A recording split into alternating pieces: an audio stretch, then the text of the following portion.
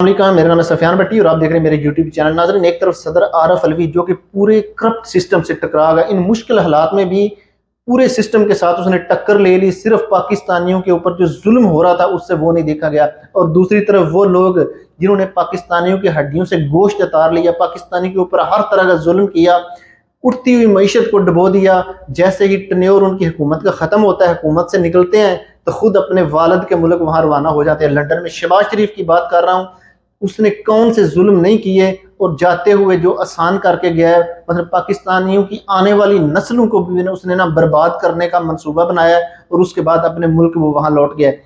اب کچھ قوانین اس نے ایسے بنائے ہیں وہ شہباز شریف نے، جو کہ سمجھ میں نہیں آتے، پوری دنیا میں وہ قوانین ایگزسٹ ہی نہیں کرتے۔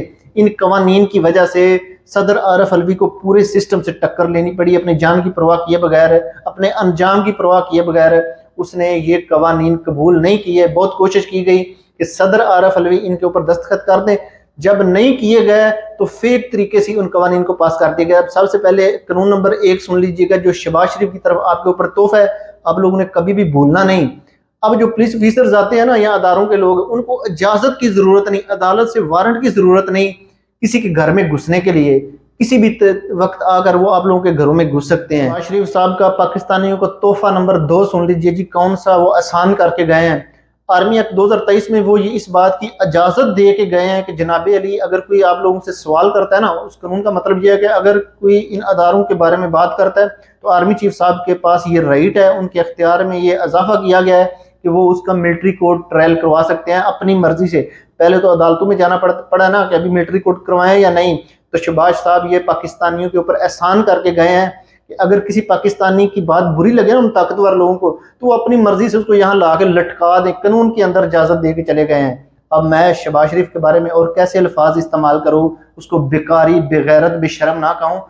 ان لوگوں کے اوپر کس چیز کا بدلہ لیا ہے؟ یہاں سے ان لوگوں کا خون چوس کے، ان کی ہڈیوں سے گوشت اتار کے تم لوگوں نے وہاں لندن میں محل کھڑے کر لیے ہیں، اور جاتے جاتے ان کے اوپر کون سے ظلم کے پہاڑ توڑ گئے۔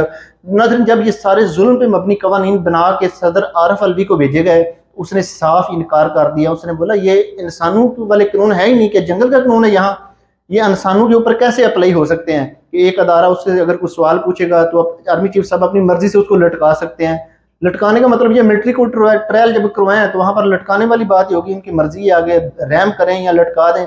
پاکستانیوں کی تو ویسی کوئی حیثیت نہیں وہاں۔ کوشش کی گئی، بار بار کی گئی کہ یہ بل پاس ہو جائے۔ جب صدر عارف الوی نے کہا اپنے عملے کو کہ یہ آپ واپس بھیج دیں، یہ قانون اس قابل نہیں ہے کہ ان کو پاس کیا جائے، اب ادھر سے اسمبلی جو ہے نا وہ ڈیزولو ہو جاتی ہے، اب دوبارہ تو قانون پاس ہو نہیں سکتے تھے، تو وہاں پر صدر عارف الوی صاحب بھی سگنیچر نہیں کرتے، تو عملے سے فیک سگنیچر کروا کے ان قوانین کو پاس کروا دیا جاتا ہے، مطلب فیک طریقے سے وہ قوانین پاس کر دیے جاتے ہیں۔